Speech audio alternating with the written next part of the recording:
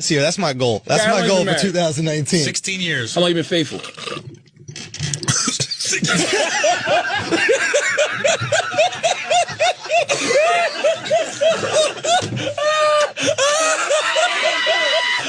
Back to cheating, bro. This year, that's my goal. That's my goal for 2019. 16 years. How long you been faithful?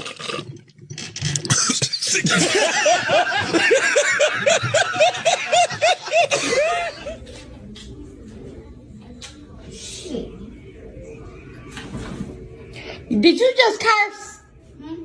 Did you just curse? It sure sound like you said shit. I said sheesh. Oh. Cause that went all the way over there. Mm-hmm. You scared me.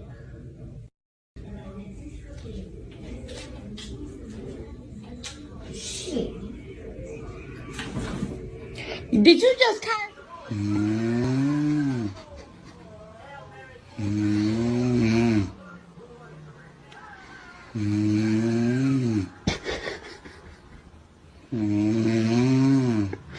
All right, guys, let's continue on. All right, guys, we're on First Love, Ivan Turgenev, chapter 15. During the next 5 or 6 days, All right, guys, we're on chapter 8, Pride and Prejudice. Chapter 8. Nosy.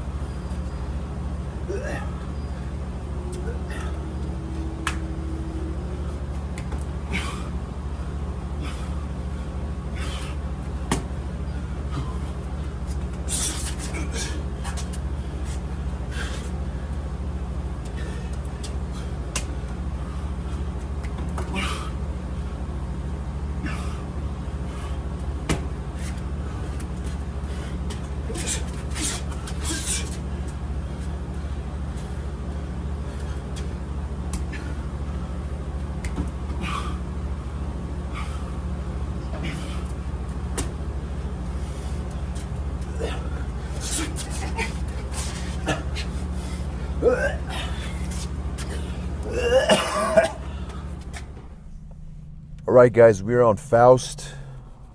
This one's called Night. Night. The other one was called Prologue in Heaven, but this one's called Night. So in a narrow, high-voluted... No. Fuck. All right, guys, we're on Aesop's Fable 130, Heracles and Pluto. Heracles and Pluto. Heracles was at, let me do it again, fuck. All right, guys, we're on Aesop's Fable 130, Heracles and Pluto. Heracles was as, fuck.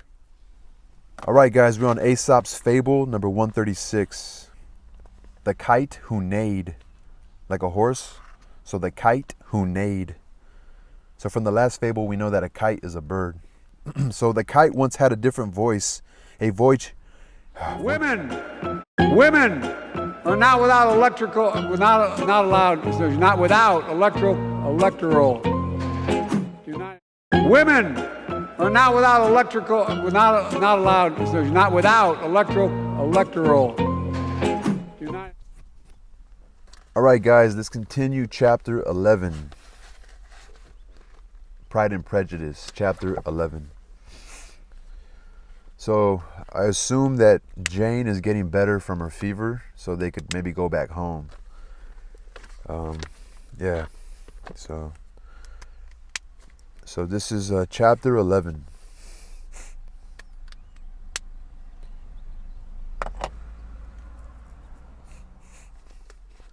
All right, guys, we're on chapter 11 of Pride and Prejudice. When the ladies removed after dinner, Elizabeth ran up to her sister and seeing her well regarded from cold. Fuck. Please. Thank you. Take care of yourself. Absolutely. No. Hi. I was just thanking President Trump for the invitation to come and to share Rachel's story. Rachel was 37 years old. She had 5 children. She worked. She owned a small business. She worked very hard to support her family. And the trail that Rachel ran daily was a trail that we as a family would walk over the last 25 years that we've lived in Maryland. It's a very safe, small trail, very public, very open. Moms with baby carriages go down this trail. It's very safe. I was in Kentucky. We had a grandbaby that had passed away. When I got a phone call from my son, and he said, "Mom, there's somebody here that would like to speak to you." And when I said hello, the person on the other end said, "Hello, Mrs. Morin. This is Detective so-and-so. I'm the lead detective on this case. There's no easy way to tell you this, but we found your daughter's body. And if they find the body, you know that she's dead. They wouldn't say, 'We found Rachel, she's alive.'" And so they found my daughter's body, and when they found it, just recently it has come out that she was brutally beaten, raped, and then stuffed into a drain pipe. We're 18,000 miles, 1,800 miles from the border. And because of this open border, we've had not just my daughter, but we've actually had 2 in the same county that we're from, where illegal immigrants have come in and have caused rape and murder of our citizens. And the reason why I came here today and I accepted the invitation is because I really want our words to be heard, and I really want you to take to heart what we're saying. We're not here for a political stand, although we are. We're here because we're losing our moms, our daughters, our children to criminals. And that shouldn't happen. We should be taking care of our country, our people. And the only way I believe that's going to happen is if President Trump is reelected as president. And we close up this border and we put policies back into place that were there before, instead of this open border thing. We're going to end up being a third world country if it continues this way. And I hope, I hope that you would just take my words to heart, because it's devastating to lose a child, but even more devastating when you see the pictures or you see the body and you really understand what's happened to that person. So please take to heart, this is a very, very important issue, and it's one that's either going to make or break our country. It's not so much, it's about America, it's about Americans, it's about us taking and protecting ourselves and looking out for each other. It's about protecting our families. So, thank you. Thank you. So I would love to thank Donald Trump for giving us this invitation to be here and to say a few words to the staff that's been so kind to help us in this very hard time. My daughter was just 12. She had dreams to be famous. She wanted to be a famous actor. She was so funny. She was her own personality, and it's been very hard. It's been very hard. June 17th was the day her life was taken. She was left with no clothing from the waist down, was thrown in a bayou, left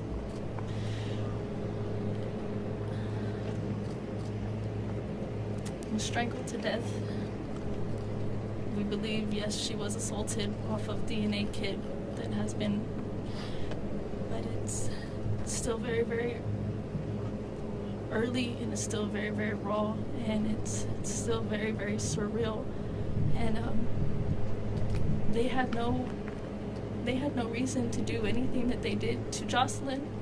There was over 300 detention beds that they should have been at because they were detained and they were released when they shouldn't have been released. One had an ankle monitor, didn't stop anything. So now I have to go through the rest of my life with my son, always asking for his sister. And I just really, really, really want everybody to please take into consideration how important border control is, because we're losing very innocent people to heinous crimes that shouldn't be happening in the first place. So please, please, I really hope everybody can hear my pain, to just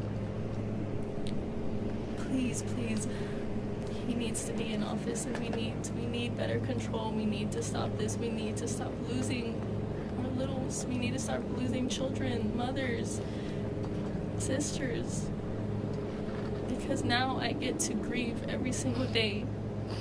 Every milestone that hits gets harder because she's not there for it.